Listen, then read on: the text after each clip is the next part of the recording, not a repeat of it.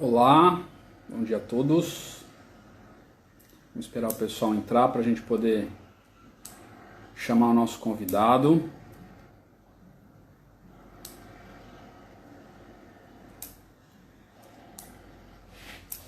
O pessoal está entrando.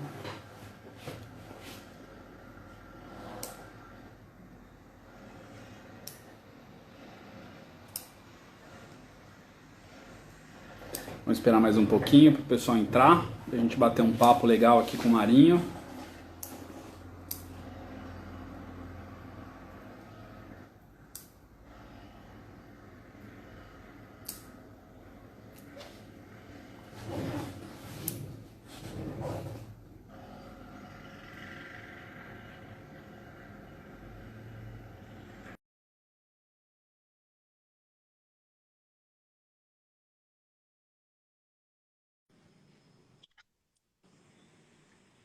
Fala, Marinho. E aí, Thiago, como é que você tá?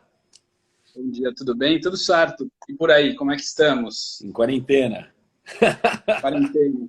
Todos, todos em casa. Aham. Diz uma coisa, nós vamos fazer com o celular na horizontal, assim? Me posicionei dessa forma. Acho que Acho tá que se eu tudo virar, eu certo. fico ao contrário, né? Se eu virar meu celular? Tá É. bom, então Acho que vamos assim nessa. tá beleza. É, Legal. Para a gente começar, antes de qualquer coisa, Marinho, antes de você se apresentar, eu gostaria só de falar um pouquinho sobre o RDI, né? sim. Muitos dos nossos seguidores, eles são arquitetos ou designers que são associados ou têm interesse em se associar, né? Uhum. É uma associação de profissionais de design de varejo, né? Ok. E é uma associação que tem, neste momento, a iniciativa de levar informação para as pessoas, né? Nesse momento que a gente está vivendo uma quarentena, Aham. um momento onde as pessoas estão em casa, nada melhor do que a gente fazer algumas lives e levar algumas informações, né? Uhum, uhum. Então, durante o mês de abril e esse mês de maio, a gente está, enquanto durar a quarentena e até a gente ter a volta, né, da nossa vida normal, a gente vai fazer algumas lives, né? Então, algumas lives são baseadas em alguns pilares que a gente determinou, que são eles a parte jurídica, parte acadêmica, parte tecnológica, a parte de gestão de pessoas e processos, a parte econômica, né? Sim. Que todo mundo está preocupado, e, por fim, a parte de tendências, né? Que é um pouco do que a gente vai falar hoje Uhum. sobre... A gente escolheu o tema, né? Redesenhando o comportamento em solo internacional, e eu vou explicar o porquê, né? Mas antes eu gostaria de me apresentar. Eu sou o Thiago Carloni, eu sou arquiteto, formado pela Belas Artes, trabalho em varejo já há mais de 15 anos. Tive a oportunidade de trabalhar com o Marinho, por isso que eu tive o prazer de convidá-lo para a gente bater um papo aqui. Uhum. E atualmente eu sou diretor de associados da RDI. Marinho, por favor, se apresente. Bom, eu tenho 33 anos de varejo. Comecei pela Portugal Telecom como gerente de franchise na implantação de pager no Brasil. Logo depois a gente começou com... O Caíto estava começando com a Chili Beans e eu vim com o know-how de franchise, acabei formatando, ajudando ele a formatar a Chili Beans e fui diretor durante 15 anos lá, onde eu trabalhei com você, né? Foi um prazer. E hoje eu tenho uma empresa na Europa, eu moro em Portugal. Eu tenho uma empresa que eu internacionalizo marcas brasileiras para o mercado europeu e faço parte do conselho consultivo de uma marca chamada Fuel Eyewear, que é uma marca nacional de óculos também. Eu estou no conselho consultivo e eu tenho vários clientes na internacionalização, Brasil, dou palestra. Quer dizer, na verdade é um omnichannel, né? É um omnichannel, é isso. Não, legal. Ah, e tem uma coisa muito mais legal. Eu sou designer de produto. Ou seja, Eu você sou já pode designer, ser um associado. só posso ser associado, eu fiz Belas Artes. Legal, legal. Marinho, vamos lá. É. Tava pensando um pouquinho aqui sobre como a gente falar sobre esse tema, né? Uhum, Para quem não sabe, o Marinho mora em Portugal uhum. há alguns anos, né? Acho que Quatro. 4 anos. Vai fazer 4 anos.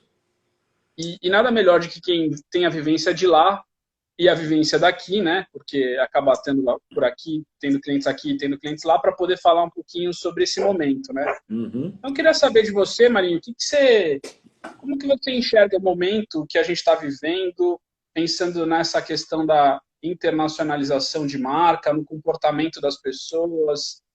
Como que você vê esse cenário pós-Covid, né? Uhum. Bom, vamos lá. Eu acho que assim, depende de como você enxerga o problema, né? Muita gente entra no problema e tende a se fechar e tende a ficar meio hard, sabe? Ó vida, ó azar. Certo. Eu acho que é um momento muito, muito interessante, apesar de sofrido, né? De entender oportunidades, né? Ou buscar oportunidades. A verdade é, ninguém sabe porra nenhuma. Ninguém sabe o que vai acontecer. E eu vou te falar Exatamente. do fundo do meu coração. Tô cansado de ver essas lives com gurus, sabe? Um monte de gurus, todo mundo prevendo. Bicho, a verdade é o seguinte, ninguém sabe o que vai acontecer porque nós nunca passamos por isso. Sem Ninguém dúvida. entrou numa pandemia como essa, a não ser em 1929, coisa assim. Então, a gente não estava lá, entendeu? Então, na verdade, para a gente é tudo muito novo. Quando é tudo muito novo, o que a gente faz? Ou a gente começa a aprender com quem começou a se ferrar primeiro, né? E vai começar a olhar a China, o que está fazendo, erros e acertos, Itália, que infelizmente teve um caos, né? Porque não se precaveu. Então, quer dizer, essa é a verdade. A verdade é que tudo que se fala hoje na internet são conjecturas, né? Eu acho, eu sei. Conforme vai passando o tempo, né? Daqui 1 ano, 2 anos, 3 anos, as coisas tendem a ficar mais assertivas. Então, acho que a primeira coisa é a gente entender isso. Ninguém sabe o que vai acontecer daqui para frente. Vai começar por aí. Então, a Não gente tem tem que certo usar. e errado, né? É? É? Não tem certo e errado, a gente não tem Cara, muito. é assim, é que nem numa guerra, né? Vão sair mortos. Qual é o teu objetivo? É ganhar espaço, mas no final você vai ter que voltar e contar seus mortos, bicho. Exato. Infelizmente, você vai ter que contar. O que você tem que fazer é o seguinte: eu vou tentar ter menos mortos, né? ter menos baixas. E é o que está Sim. acontecendo, é o que a gente está passando.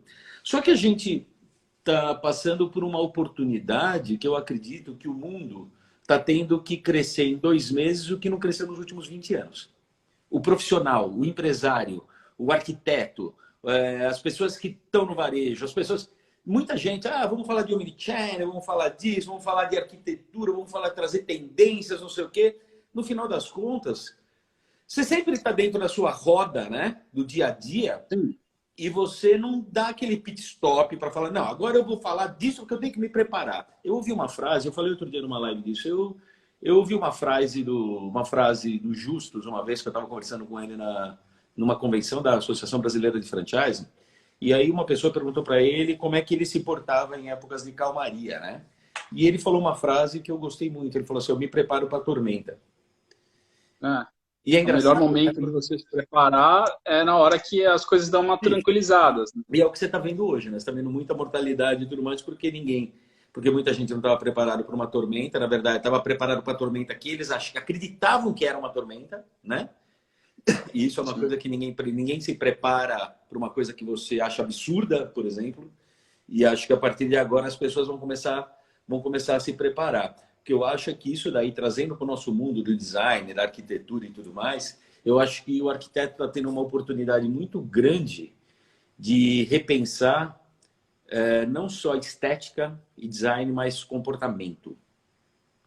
Sim. Comportamento, brutalmente comportamento, né? E outra coisa, comportamento no Brasil é diferente porque tem uma história diferente, a cultura é diferente. Comportamento em É. Portugal é diferente porque a história do português e o que ele traz da história dele é diferente. O comportamento do inglês é diferente. Isso é do mundo. Então você se propõe a ser um arquiteto brasileiro ou você se propõe a ser um arquiteto mundial? Se você for Sim.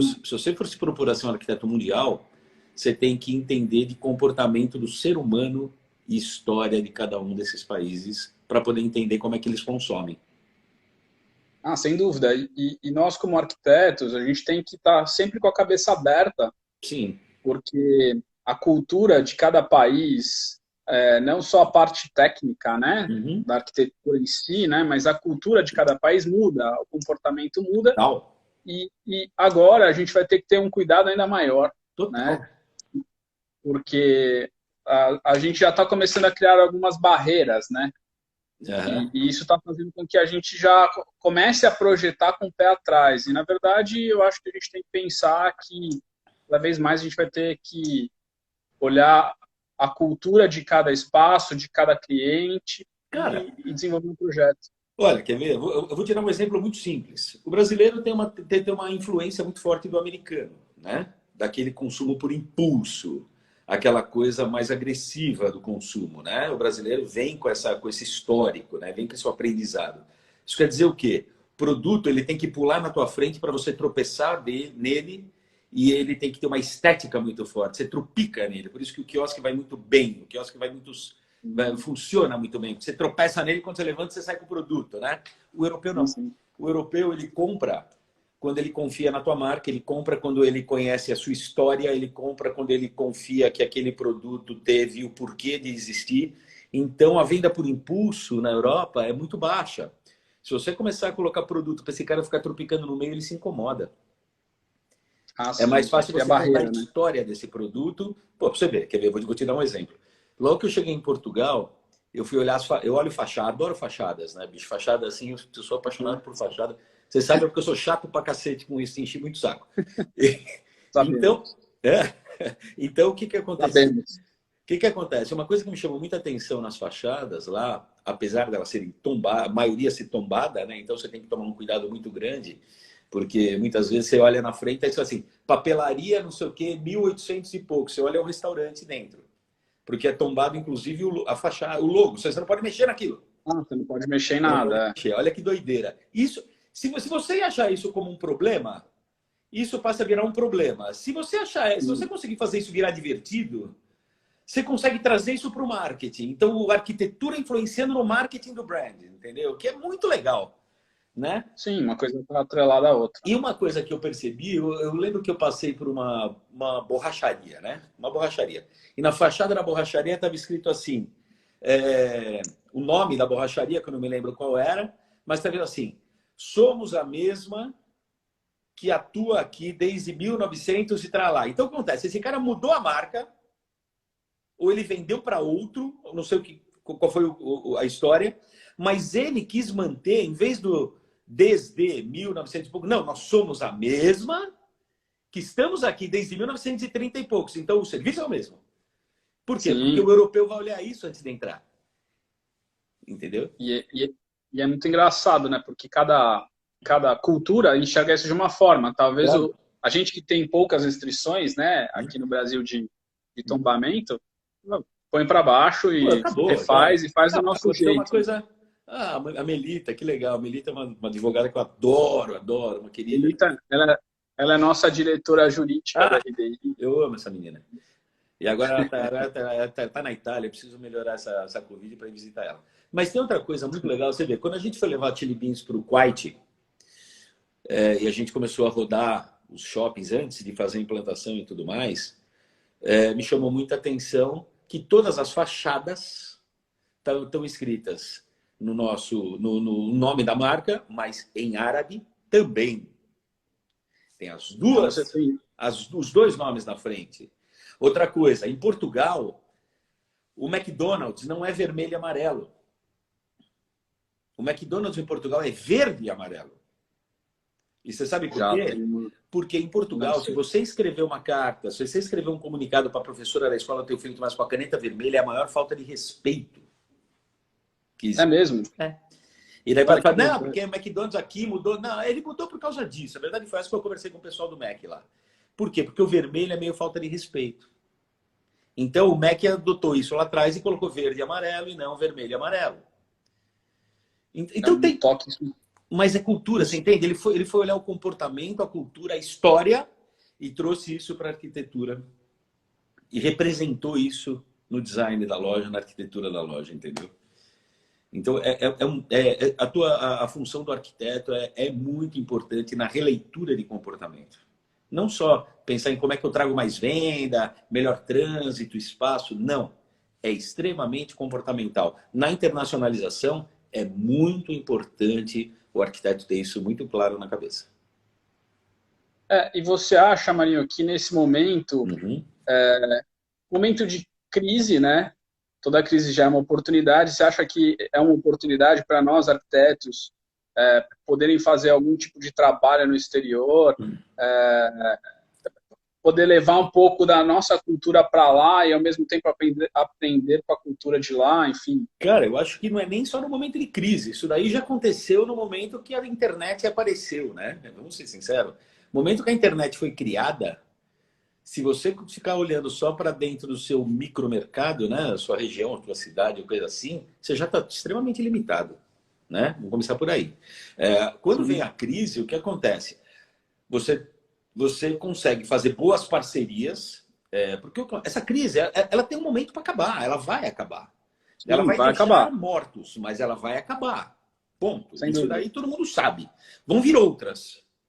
Só que eu acho que a gente vai estar mais calejado. Mas esse é um momento muito importante, principalmente com o aumento do euro. Olha só que doideira. O euro bateu 6,17, acho que ontem 6,27.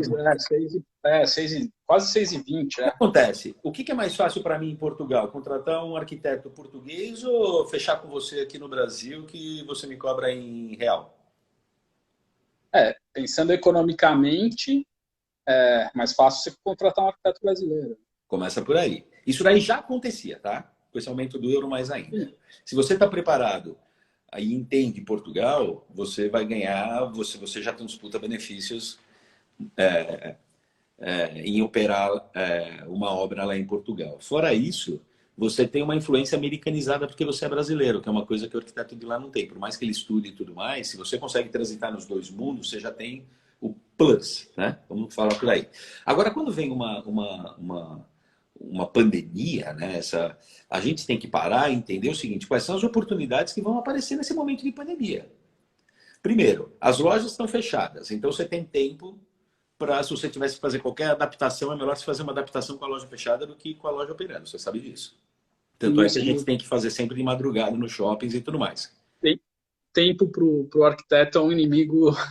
Eu sei, eu sei. Dormi muito em shoppings esperando as coisas acabar de arrumar a loja para poder de construir a loja.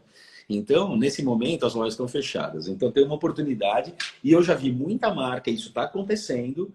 Como você sai em São Paulo de noite ou de dia e tudo mais, os caras estão fechando rua para aproveitar para fechar buraco, para fazer as coisas. Isso tem marcas que, se elas abrirem a cabeça, e se nós, como designer, arquiteto, varejista e tudo mais, conseguirmos mostrar para o empresário que, olha, tudo bem, é o momento mais difícil para você fazer qualquer investimento, aí nós estamos falando de formas de pagamento. Isso daí a gente consegue esticar, consegue alinhar com eles. Mas você está com um mês parado, eu consigo fazer todas as melhorias e preparação para a volta. Porque, vamos ser sinceros, você acha que quando voltar, as pessoas vão começar... Imagina uma loja de roupa.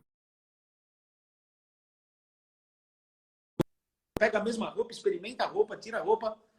Meu amigo, as pessoas não vão querer pôr a Deu mão. Oi. Eu estava falando isso. uma travada. Vamos ver loja de roupa, por exemplo. Como é que vai acontecer o comportamento desse cara? Primeiro, esse cara vai... Eu vi aqui no Sul, os shoppings abriram, né? Abriu alguns shoppings, todo mundo entrou, beleza. Todo mundo vai subir a escada rolante e vai pôr a mão no corrimão da escada rolante? Não, o Estão colocando, comportamento vai mudar muito mas agora. estão colocando.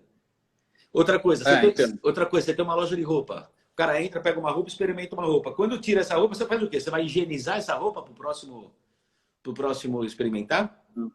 Não vai acontecer. Então as pessoas vão tender a não pôr a mão na roupa.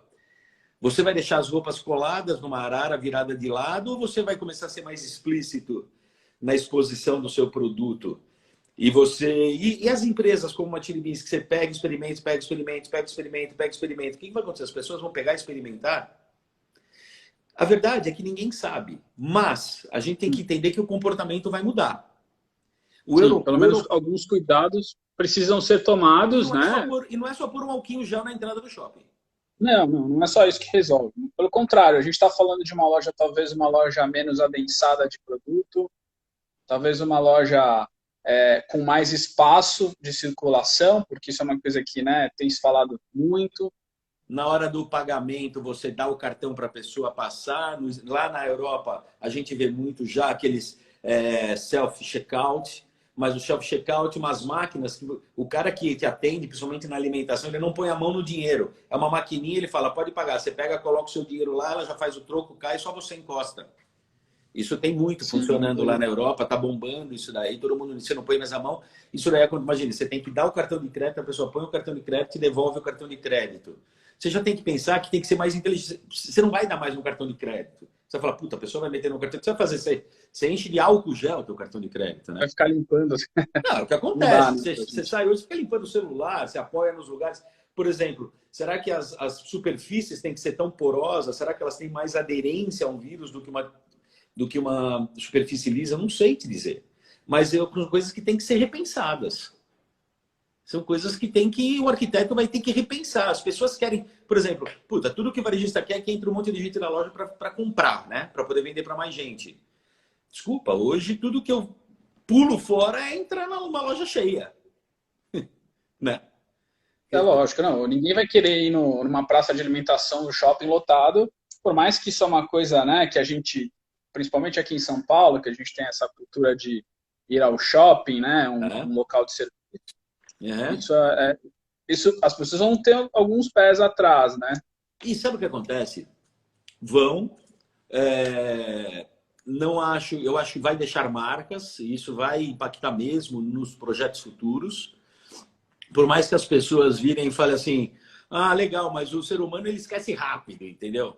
Ele esquece rápido, mas não esquece que o vírus muta. Todo ano o vírus da gripe você toma uma vacina nova porque ele mutou. A gente não sabe o que vai ser ano que vem, não sabe o que vai ser o próximo. Eu acho que é uma quebra de paradigma mesmo e a gente tem que fazer um replanejamento do nosso modo de enxergar.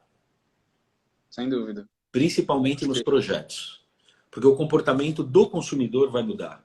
E você vai mudar para quê? Ninguém sabe. A gente tem que ser o mais precavido possível. Por exemplo, eu recebi um projeto de um amigo meu que tem uma marca lá na China. Pronto, as portas já não tem mais puxadores, as portas são todas 100% automáticas. Você chega lá, abre, ela fecha, então você já não encosta mais. Aonde você senta, que todo mundo sentava virado para um lado, porque é um negócio de odonto, né? Todo mundo sentava um do lado do outro, agora passa a sentar um virado para cá, um virado para lá e tem um separador, então é de acrílico, mas todos não sentam virado para o mesmo lado, é um para cá, outro para cá, com acrílicos em volta, com esses de acrílico. Quer dizer, são coisas que parecem bobas, mas não são bobas. Uma mesinha no centro de uma loja com livros. Quem vai colocar a mão no livro que você não sabe quem colocou a mão no livro antes? Agora entendeu? A gente vai ter esse tipo de todo coisa mundo pra gente pensar, né? Diago, todo mundo indo pro digital e o touchscreen na loja.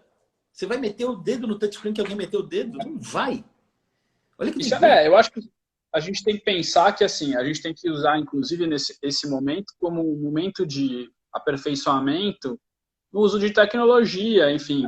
A gente não vê... Há quanto tempo a gente não fala sobre provadores e coisas digitais que a gente está... Né, para ter toque, para ter escolha, cara, eu vejo venda... isso no NRF desde 2003 ou 2004 que eu vejo isso daí. Mas você não vê no varejo. Então hoje todo mundo tem que correr, mas todo mundo corre não por luxo mais, todo mundo corre por necessidade. Sim. Esse é o problema do ser humano. Entendeu? Esse é o problema do ser humano. Ele corre quando o bicho bate, quando a água bate na bunda, entendeu? Quando o bicho pega. E não prevê essas coisas. E nesse momento eu acho que a gente... quantas marcas vão aparecer criando produtos novos nesse momento? Eu vi até um projeto de avião onde são 3 cadeiras, a do meio está virada para trás. Eu vi. Eles não estão sentados virados para o mesmo lado. Quer dizer, então, olha só, os caras já estão repensando, porque não adianta falar assim, ó, eu vou fazer isso quando acabar. Não, você tem que fazer ontem. Você já tinha que ter feito esperando alguma coisa assim.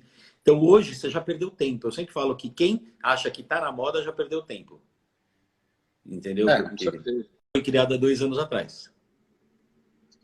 E uma dúvida que eu tenho, você está muito próximo, né, de empresários, você como executivo, enfim, está muito próximo das franquias. O que você tem sentido das franquias nessa questão não sei se você teve a oportunidade de conversar em termos de internacionalização, dessas franquias, os planos de expansão para abertura lá fora. Eu lembro que a gente teve isso na Chili Beans, né, acho que teve mais de 50 lojas, tem muitas lojas fora do país. Isso aconteceu de uma maneira natural, né? Sim. Antes do Covid. Agora, acredito eu que as marcas estão repensando, ou você acha que elas já estão mudando a estratégia? Bom, desencana do Brasil, vamos para fora, aqui para fora o pessoal está um pouquinho mais na frente? O que você... Cara, eu vou te falar duas coisas. O que eu tenho visto e o que eu vejo. E o que eu acho, tá? O que você acha, lógico? O que eu tenho visto é assim. Eu estou vendo que os empresários têm uma tendência a sempre tomar uma decisão financeira, né? É sempre uma decisão financeira. E eu não gosto disso. A gente na Chili Beans não tomava, a gente tomava sempre decisão estratégica e depois representava isso no financeiro para entender o como isso ia bater no nosso financeiro. E eu acho que esse é um dos grandes sucessos da Chili Beans, né? As decisões sempre foram estratégicas, né? E aí a gente representava isso no financeiro. O que eu estou percebendo é que com esse aumento do euro e tudo mais, e as marcas passando um aperto ferrado, elas começaram a perceber que elas não estavam preparadas aqui no Brasil para poder fazer, né? Eu deixo para comprar na última hora, eu não tenho reserva na hora que aparece alguma coisa que você não está no teu planejamento, você fica desesperado, sai correndo e vai fazer dinheiro, confia muito no teu poder de resolver rápido. Então, eu acho que as marcas estão revendo os seus planejamentos e percebendo que talvez o planejamento não estava tão muito bem feito a ponto de passar aí um ano sem... Você não tinha um fluxo de caixa para 6 meses, um ano. Sim, sem dúvida. Então, o que acontece? O que ela tem de fazer? Ela tem de cortar coisas que não são o core business dela, né? Puta, não vou me meter agora em ir para fora do Brasil, só tenho que salvar minha empresa aqui no Brasil. Até porque o euro bateu 6,20, né? E o caramba, isso daí pega o budget que eles tinham separado e jogado lá na estratosfera, né? Já foge o budget dele. E aí o fluxo de caixa sendo consumido para tentar sobreviver no Brasil. Então, acho que esse é o cenário. Mas tem algumas marcas que estão começando a perceber que com o euro 6,20, se você consegue colocar lá e se preparar para retoma, e lá vai retomar, e já abriu, Portugal já abriu a partir de segunda-feira agora alguns comércios, eles estão fazendo algumas ondas de reabertura. Sai da quarentena, né? Você concorda que a gente passa a ser uma marca muito mais competitiva, já que nosso preço passa a ser muito mais barato do que os concorrentes locais? Claro, lá o euro está 6,20, aqui nós estamos 6,20 desvalorizado. Então, o nosso preço aqui é muito mais em conta para poder entrar lá fora. E outra coisa, você começa a ter uma receita em euro, por menor que ela seja, porque o comportamento é diferente, não tem o consumo exacerbado, achar que vai lá para fora e fala assim, minha loja fatura 150 mil no Brasil, vou faturar 70 mil euros na bullshit. Você vai faturar 20, 25, 22, 18. Só que se você multiplicar pelo 6,20, quanto mais cresce, melhor para você, entendeu? Mas faz sentido. Outra coisa, para você implantar uma loja lá e tudo mais, é muito mais barato. Em termos de moeda. Não faz a conversão, faz relação moeda, né? Uma moeda, né? Uma moeda lá contra uma moeda aqui. Você consegue montar um negócio lá muito mais barato do que aqui. Se pensar em moedas e não em conversão. Porque conversão é desvalorização de real, né? Desvalorização de moeda. Nós estamos falando de relação em custo e abertura e payback. Ponto. Né? Então é mais barato você montar lá. Por mais que você não vai faturar os 150 mil euros, que é o que você tem na cabeça muitas vezes, você vai faturar 18. Só que você pega 18 e multiplica por 6,20. Então passa a ser uma puta oportunidade. Se você for empreendedor é isso, é tomar risco, é pular na frente. Tem que arriscar. E colocar lá fora. Entendeu? Muito legal. Eu acho que é oportunidade. Eu acho que seria legal.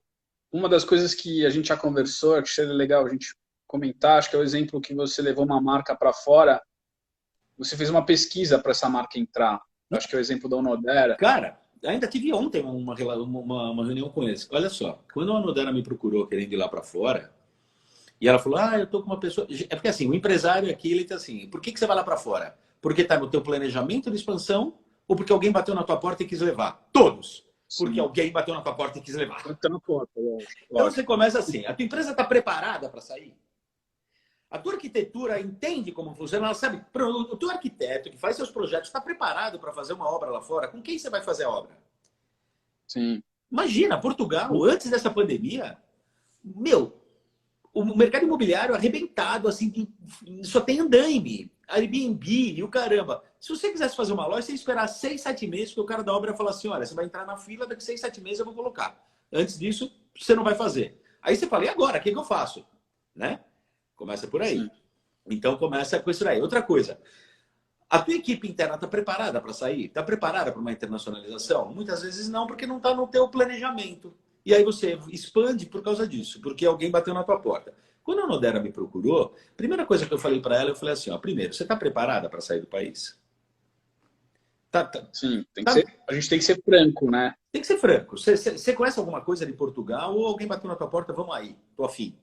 Entendeu? Começa por aí. Segundo, o que você entende do português, do comportamento, do momento que Portugal está? Então, o que eu fiz? Eu fiz uma pesquisa, não de players, que é o que a maioria das pessoas faz. Ah, eu vou pesquisar custo, não sei o que. Isso para mim é um puta bullshit. Quem são? É o comportamento. Que momento está Portugal? Momento que o turismo estava tirando Portugal da recessão que vinha lá de trás, entendeu? Vindo com 30%, tem cidades que 30% da cidade é brasileira, pô.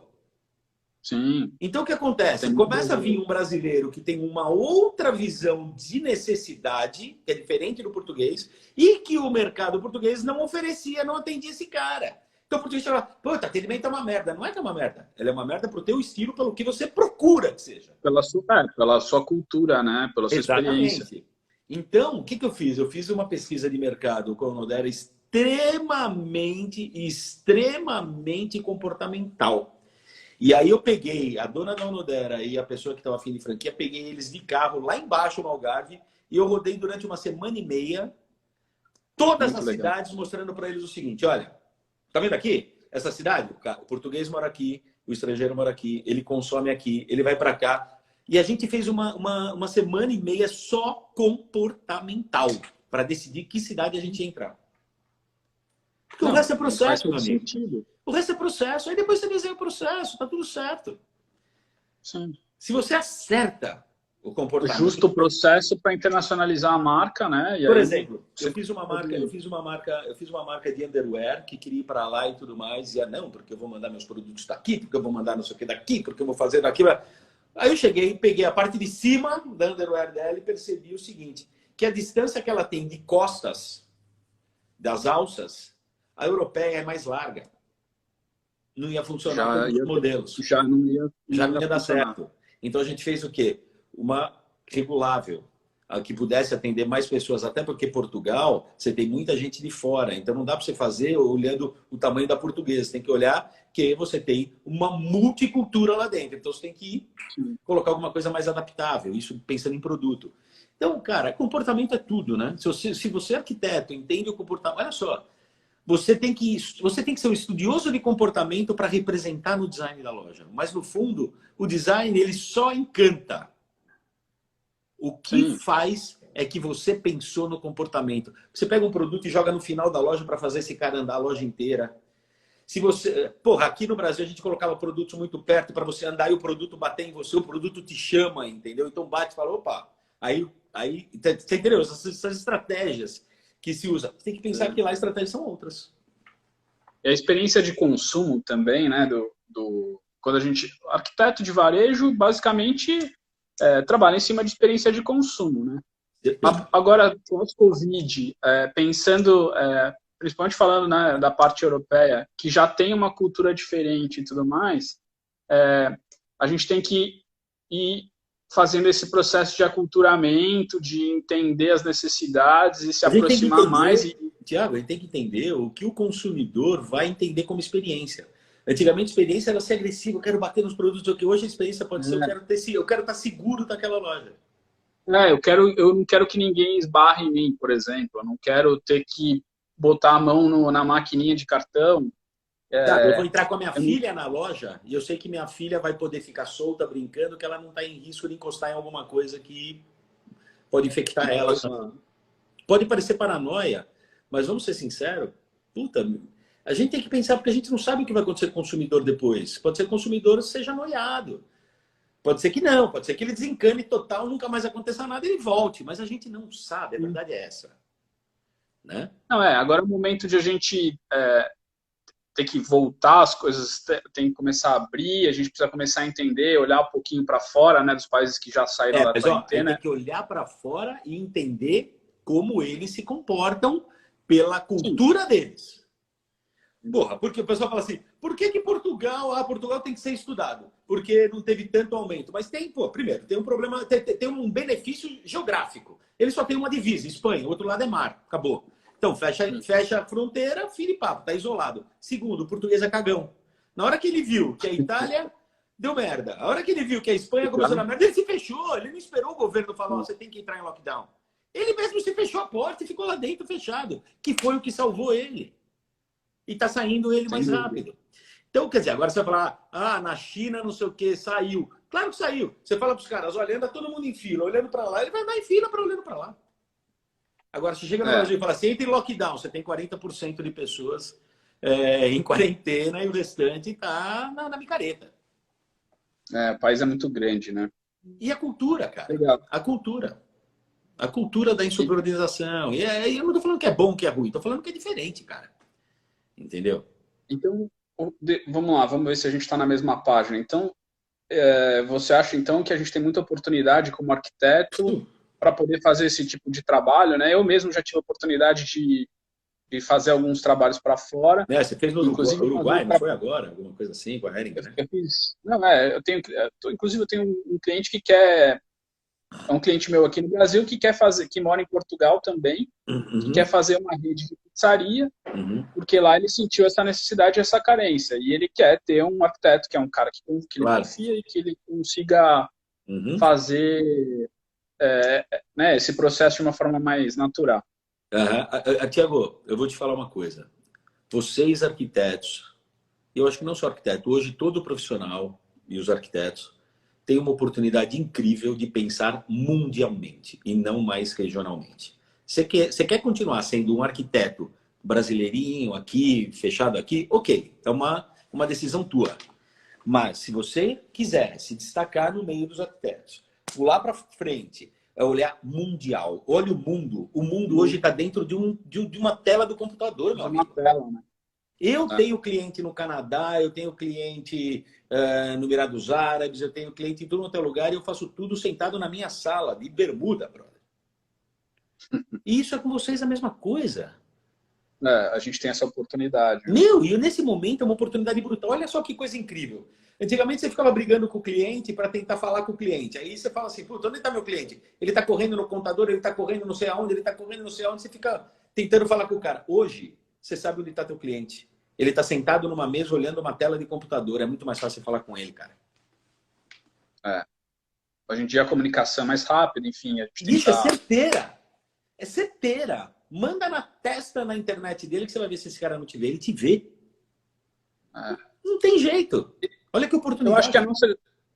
Pensando um pouquinho do lado daqui, eu acho que a nossa dificuldade é, além de entender e pesquisar sobre esse aculturamento, é também essas questões técnicas, né? Enfim, que a gente tem, que o arquiteto se preocupa, né, na hora de projetar. Mas eu acho que faz todo sentido a gente pensar com a cabeça, olhar como uma visão mundial, né? Porque as empresas que vão olhar essa diferença de câmbio e vão falar, opa, legal, ali tem um câmbio baixo, a gente consegue investir, então eu vou precisar de um arquiteto para poder trazer o meu conceito de fora. Eu fiz isso ano passado, trazendo um conceito de uma marca de fora para o Brasil, inclusive com a ajuda de dos nossos diretores aqui, de um arquiteto. Então, assim, esse processo acontece tanto daqui para lá e de lá para cá, né? E aí a gente tem que saber conduzir. Cada um tem uma cultura, né? Cara, advogado não faz isso? Advogado faz isso, tem parceiros pelo mundo inteiro. Desculpa, por quê? Posso falar? Quando a gente fala em internacionalização numa empresa hoje, a primeira coisa que eu faria, a primeira coisa que eu faria era, eu quero entrar na Europa, eu ia contratar no Brasil um europeu para trabalhar dentro do meu departamento. Porque esse cara conhece na raiz dele como o europeu pensa. Olha só. Sabe? Então, para você fazer uma loja lá fora, não adianta você só ficar, vou falar com quem fez, não sei o quê. Não, você senta com o europeu mesmo. Ouve assim, por que você consome? Você gosta de entrar num lugar e as pessoas ficarem... a pessoa vai nos Estados Unidos e fala assim, vendedor não me atende nos Estados Unidos. Por que ele não me atende? Porque o americano não gosta de ser invadido, porque o cara atende mal e o treinamento é uma merda. Por quê? Aí muita gente picha, mas de repente é aquilo que o americano quer, é aquilo que o mercado quer. Sabe? Aí você chega na Apple e os caras não te atendem. Os caras são um monte de viciados no produto. E todo mundo fala de Apple. Já cansei até de ouvir isso daí, mas são viciados, são pessoas que são fãs da marca que te vende. Pô, por que você na Chili Bean você vende bem? Porque as pessoas que estão ali são consumidores. Aquele cara que te vende é um cara que é apaixonado pelo produto. Sem dúvida. Então isso é comportamento, cara. Isso bate na arquitetura muito. Isso bate muito na arquitetura. Não, e a arquitetura é o plano de fundo, né, para a gente, a construção, né, de dos pilares ali para a gente ter. Então, a gente está falando de uma série de coisas, né, e uma das coisas que na Chili Beans, eu acho que a empresa trabalhava muito bem, era essa questão de trabalhar o produto, trabalhar a biodiversidade, né, até das pessoas, né, as pessoas são bem diferentes, e o atendimento, né, Uhum. Taca, eu vou te falar uma Nossa. coisa, Thiago. É como você montar uma banda de heavy metal e colocar ele num cenário de pagode. Vamos ser É sinceros. confuso. Uhum. Confuso, cara. Você não entrega, sabe? Você não cria o environment do negócio, sabe? Você não cria o... É como você pegar, porra, você pega o índio e mete ele no centro de São Paulo. Ele tá perdido ali no meio. Ele vai tentar explicar o que o índio faz, mas não dá, cara. Ele mesmo não vai conseguir, ou ele vai ser influenciado pelo meio, ou o meio vai influenciar ele. Isso serve para uma loja. Se você não entender exatamente o que é a loja, se você não entender o comportamento de quem vai entrar para consumir, você vai entregar para o cara o que você acha que ele vai comprar. E esse acho, cara, é a coisa mais absurda, é você trabalhar com acho, entendeu? Acho que vai ser assim depois da pandemia, acho que a loja vai ficar bonita assim. Uma loja bonita nada mais é do que só uma loja bonita. É uma loja bonita, exatamente. Entendeu? Só isso. Nada mais que isso. Eu vou passar uma pergunta que o George fez aí, que eu vi. Ele falou o seguinte, deixa eu só até ver aqui Fala. se... Quem? Ele fez? escreveu... O George. O Homer? George Homer é o Homer. Homer, conhece. Puta, um cara incrível. Um dos caras que eu mais admiro no varejo.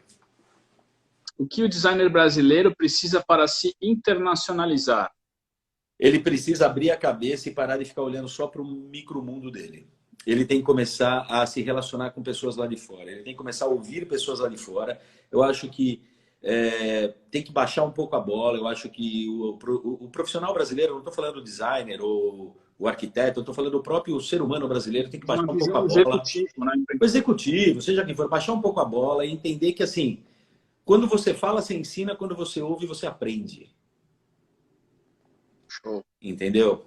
Então, eu acho que ouvir e raciocinar sobre vai fazer você aprender a falar para ensinar. É um processo de aprendizado que, Cara, né, que a gente tem que quebrar as barreiras, né? A criança, quando nasce, ela nasce ouvindo ou falando? Ela nasce ouvindo, né? Senão ela não fala. E outra, também tem um lance de espelho, né? Você se espelhar nas marcas, o que elas estão fazendo, para a gente poder, enfim, cara, para poder até criticar, para poder até olhar e falar assim, ó, você está fazendo uma merda, entendeu? Por quê? Porque aí do teu know-how, ó, achei uma merda isso que você está fazendo, por causa disso, disso e disso, faz sentido. Então, cara, eu acho que assim, que a primeira coisa que o designer tem que fazer para internacionalizar é aprender que o mundo hoje o mundo está dentro da sua tela do computador. Esquece. Primeiro, você vai fazer uma live, você vai fazer um vídeo, bicho, tem que ter subtítulo em inglês, bicho, tem que ter subtítulo em espanhol, não adianta, você não sabe de onde estão te enxergando, você tem que se preparar para isso, você tem que estudar cultura, multicultural, é história, brother. Você tem que estudar história, e uma das coisas que eu mais amava na faculdade era estudar história. Não, muito legal. E até complementando, pegando o gancho aqui, até o Isupera me falou uma coisa aqui, me lembrou. O RDI, por ser um instituto americano, né, ele tem essa visão panorâmica meio mundial. Então, assim, o RDI tem várias células, né, espalhadas, e a gente tenta, inclusive, fazer trocas para poder fortalecer o nosso meio aqui, né, nossa área. E é muito legal, porque a gente consegue, enfim, de alguma forma, trocar e conhecer as visões diferentes, né? Tem várias bandeiras, né, espalhadas aí. E é isso. Muito legal. Marinho, cara, eu queria te agradecer por esse papo aí, um papo informal de amigos aqui. eu não sei se alguém tem mais alguma pergunta aí, não estou muito acostumado com isso. Galera, eu vi passar um monte de pergunta aí. Mas eu acho que eu já fiz algumas que são bem relevantes, assim. Uhum. E eu acho que você, como um executivo, um cara que pensa como expansão, e essa coisa meio fora da caixa, assim, né? Uhum. Faz com que a gente consiga cada vez mais abrir a cabeça. Eu tenho orgulho de poder falar que eu sou seu amigo.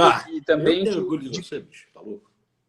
E também a gente poder pensar que o mundo é pequeno para quem quer fazer qualquer coisa, né? Basta a gente abrir a cabeça e enxergar, estudar, obviamente, né?